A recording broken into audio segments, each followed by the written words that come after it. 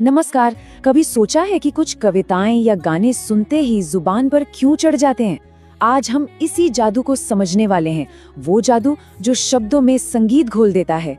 तो सवाल ये है कि आखिर वो क्या राज है जो भाषा को इतना संगीतमय बना देता है ना सोचने वाली बात। चलिए आज इसी राज से पर्दा उठाते हैं। जरा इस लाइन पर गौर कीजिए, पीतल के पतीले में पपीता पीला पीला। इसे बोलते हुए कुछ महसूस हुआ? ये जो प की आवाज बार बार आ रही है ना, यही दोहराव एक कमाल की लय बना रहा है। अच्छा, तो ये जो लय बन रही है, ये जो संगीत पैदा हो रहा है, इसको समझने से पहले हमें एक बड़ी चीज को समझना होगा, जिसे कहते हैं कविता का आभूषण। अलंकार, इसका मतलब ही होता है आभूषण या गहना। सोचिए, जैसे गहने किसी की खूबसूरती में चार चांद लगा देते हैं, बिल्कुल वैसे ही अलंकार कविता को सजाते हैं, उसे और भी खूबसूरत और आकर्षक बनाते हैं।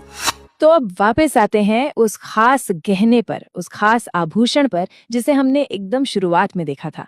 इसका नाम है अनुप्रास, यानी ध्वनि का असली जादू। तो ये अनुप्रास अलंकार है क्या चीज? देखिए, बहुत सिंपल है।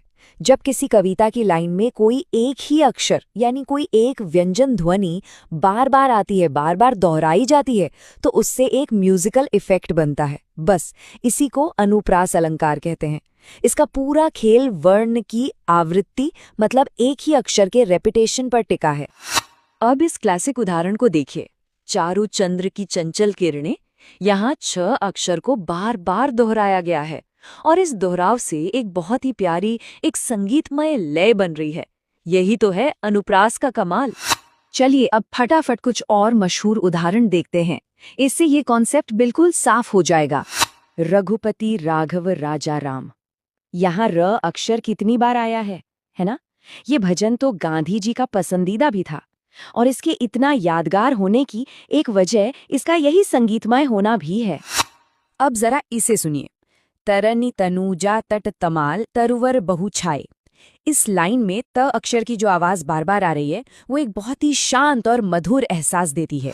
और एक और उदाहरण, मुदित महीपति मंदिर आए। यहाँ म की ध्वनि को दोहराने से इस पूरी पंक्ति में एक अलग ही वजन, एक अलग ही आकर्षण आ गया है।